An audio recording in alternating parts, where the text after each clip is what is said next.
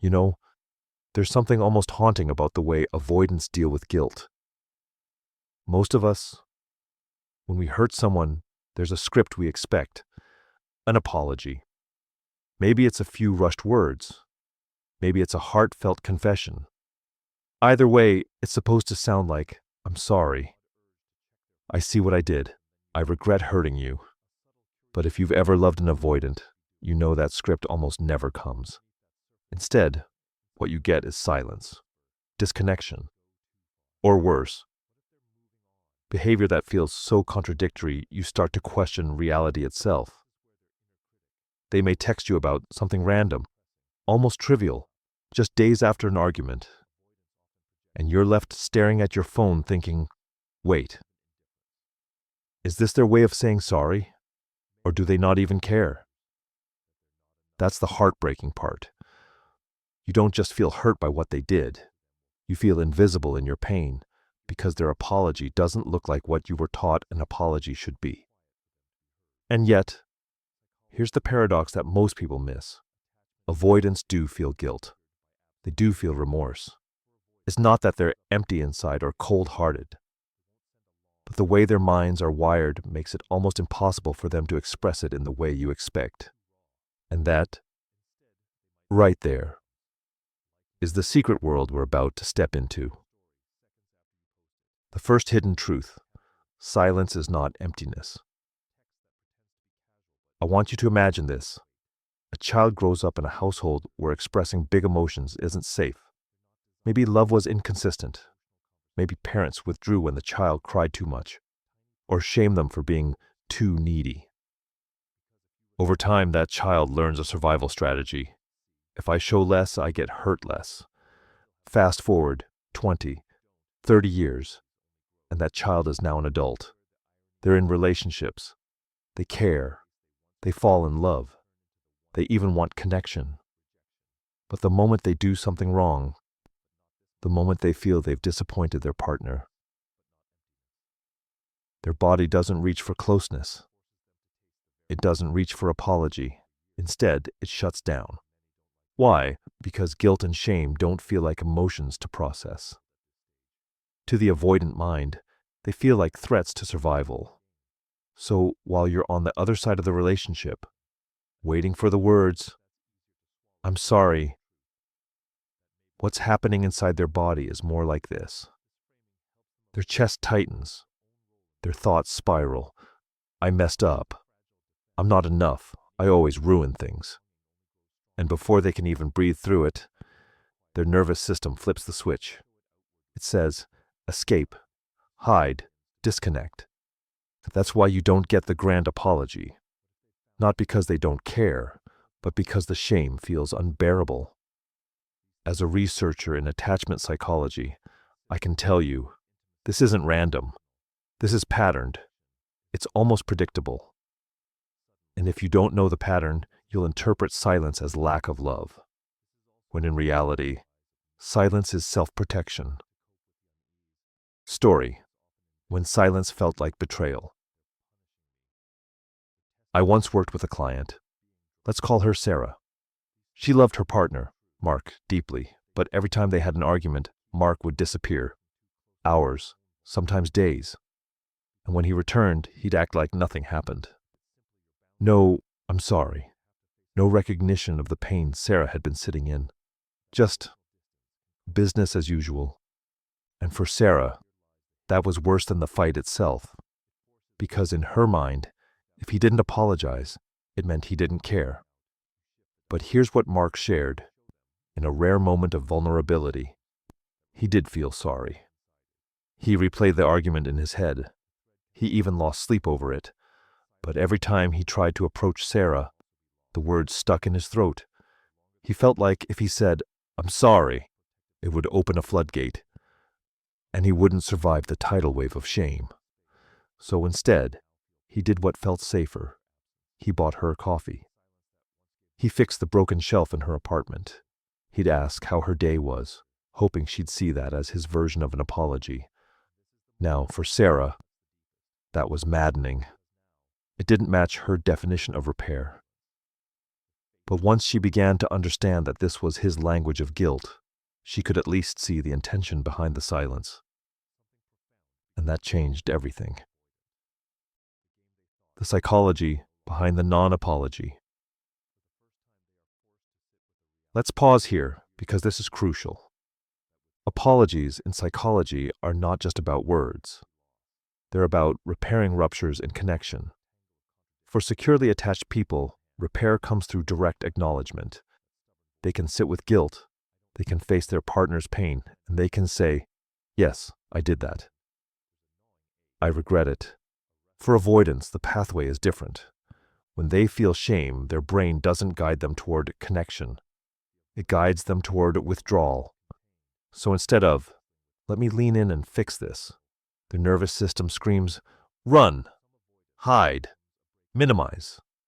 This is why avoidants often look confusing after conflict. They might downplay the issue. They might shift the topic.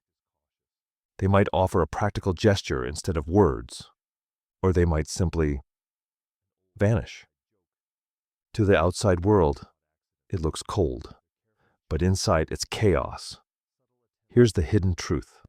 Avoidants apologize by action more often than by language.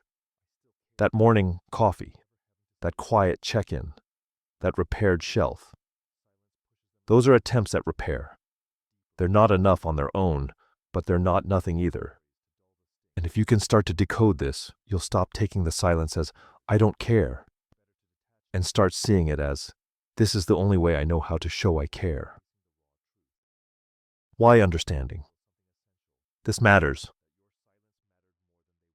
Now you might be thinking, okay, that's helpful, but I still need the words. I still need accountability. And you're absolutely right. Understanding an avoidance psychology doesn't mean excusing the hurt. It doesn't mean accepting breadcrumbs. What it does mean is shifting your perspective. Because when you stop demanding that they apologize in the exact way you need, and instead start holding space for their imperfect attempts, something surprising happens. The pressure drops, their shame softens, and slowly, they find their way to words. Not because you forced it, but because you created an environment where their nervous system feels safe enough to try. That, right there, is the first doorway to genuine apology. When someone we love hurts us, it's natural to want acknowledgement. We want the moment where they look us in the eye and say, "I know I hurt you. I regret it. I want to make it right." That moment feels like closure. It feels like healing. It's the bridge back to safety. But here's the paradox with avoidance. The more you chase that closure, the further away it runs. Why chasing backfires?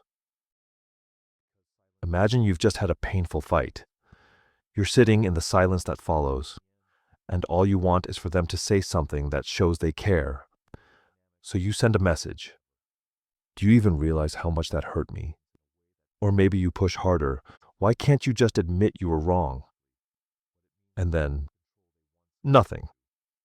Or worse, defensiveness. They shut down.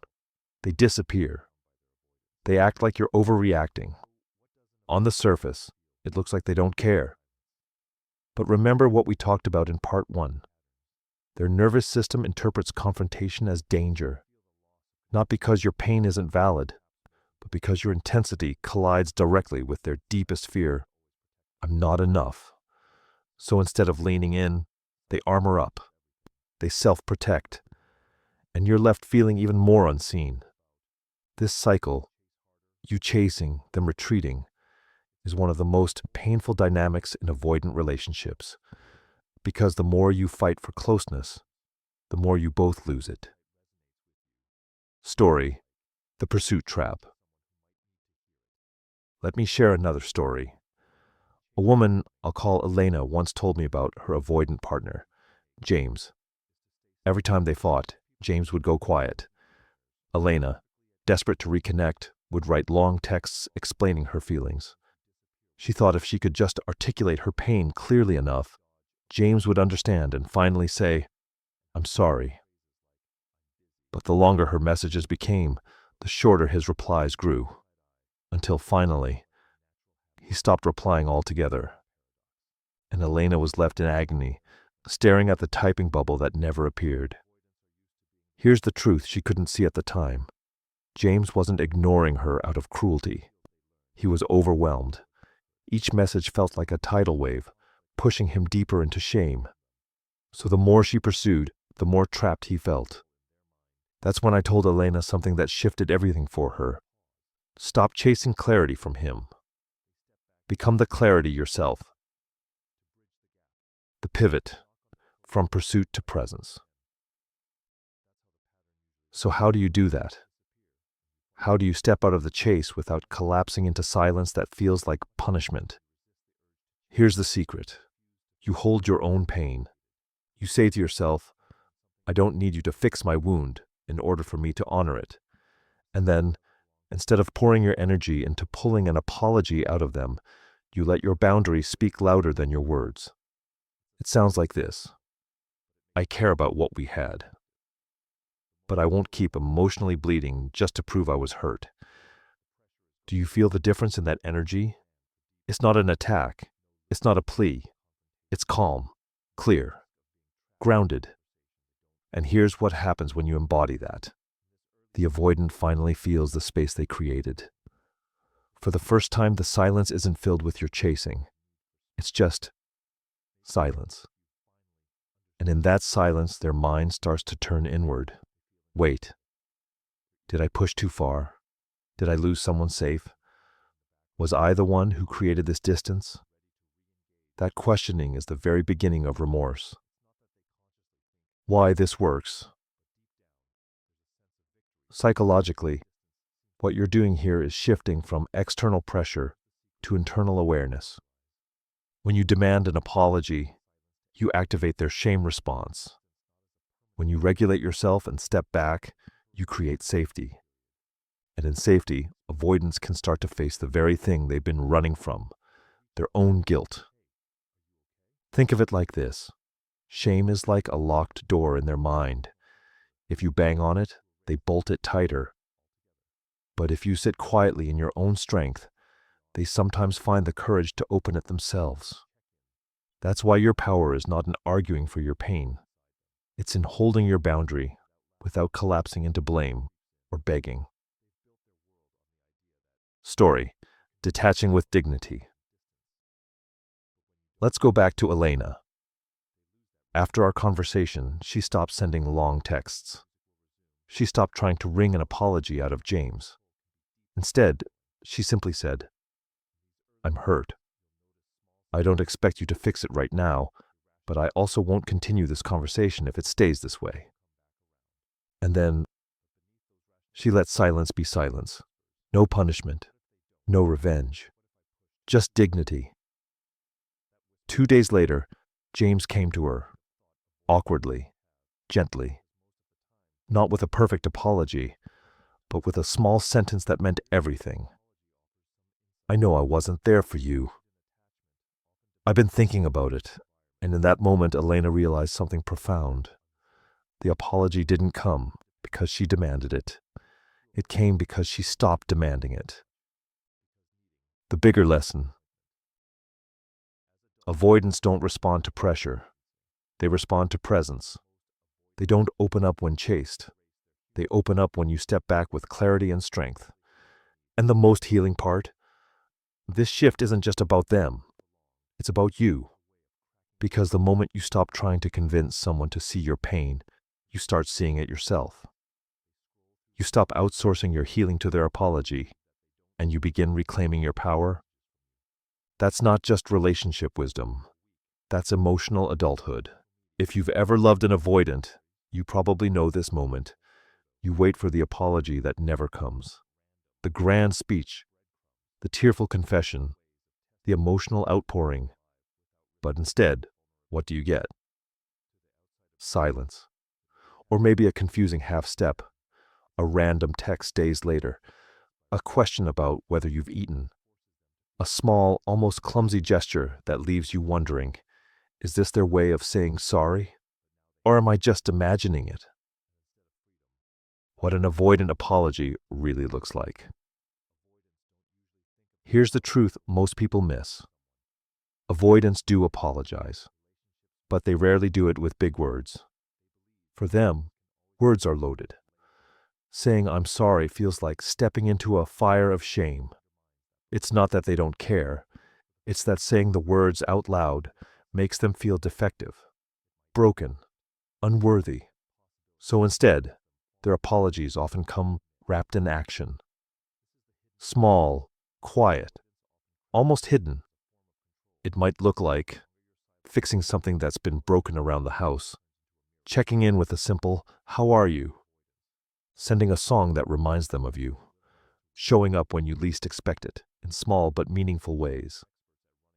For the avoidant, these acts are their way of stepping back into connection without having to drown in shame. It's not theatrical, it's not Instagram worthy, but it's real. And here's the key.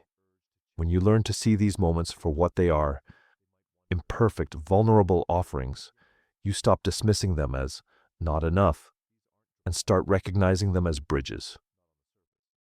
Story: the unspoken apology. Let me tell you about Daniel and Maya. After a painful argument, Daniel, the avoidant, withdrew. Maya was furious at first. She wanted him to own his mistakes, to say the words. But days went by, and all she got was silence. Until one evening, Daniel showed up at her door with her favorite meal. He didn't say much. He didn't give the heartfelt speech she'd been longing for. Instead, he simply handed it to her and muttered, "Thought you might want this." Maya told me later, "At first, I rolled my eyes. I thought, seriously? Food instead of an apology?" But then I realized this was his apology. This was him saying, "I know I hurt you. I can't say it well, but I want to make it right." That moment didn't erase the pain, but it cracked open a new layer of compassion. She saw that his love language wasn't words, it was action. And in that small, awkward gesture, there was remorse, there was care, there was love. How to respond without losing yourself. Now let me be clear. Recognizing these quiet apologies doesn't mean you have to settle for breadcrumbs. It doesn't mean excusing patterns of neglect or abuse. What it does mean is learning to listen for intention, not just perfection. If they say, "I know I wasn't there for you the way I should have been," that's their version of "I'm sorry." If they say, "I've been thinking about what happened," that's the door opening. Your role is to meet them in truth, to acknowledge their effort while still holding your boundary. It sounds like this: "I hear what you're saying. Thank you for acknowledging that. I appreciate the effort. And I also need more open communication moving forward. In other words, receive the sincerity without abandoning your needs." The trap to avoid. Here's where many people get stuck, using detachment as a test. You think, if I pull away, maybe they'll finally come chasing. Maybe they'll apologize if they're afraid of losing me. But that's not healing. That's performance. That's manipulation. And avoidance, for all their fears, can feel the difference. When your boundary is rooted in truth, it creates safety. When it's rooted in strategy, it creates more distance. So remember, you're not stepping back to trick them into remorse. You're stepping back because you value your own peace more than chasing validation. When the apology finally comes. And then one day it happens. The avoidant who once ghosted, deflected, or minimized looks at you and says something they've probably never said to anyone before. "I'm sorry I hurt you." It might be soft, it might be awkward, it might come out sideways, but you'll know it's real. Because to say those words, they had to wrestle with the shame they've been running from all their life.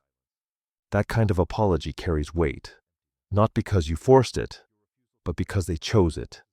And when they choose it, it's not just about regret. It's about connection. It's about love. It's about growth. The real breakthrough. The most powerful shift isn't that they finally said sorry. The breakthrough is what happened in you. You stopped chasing. You stopped over-explaining. You stopped outsourcing your healing to someone else's words. Instead, you reclaimed your self-worth. You held your boundaries. You became the clarity you were searching for. And from that place, you didn't just create space for their apology. You created space for your own healing. Because here's the truth. Whether they ever apologize or not, your peace does not depend on them. Your peace comes from how you rise, how you respond, and how you choose to honor yourself. Closing reflection. So if you're listening right now, and you've been waiting for that apology that still hasn't come, let me leave you with this. You don't need to scream to be heard. You don't need to punish to be seen.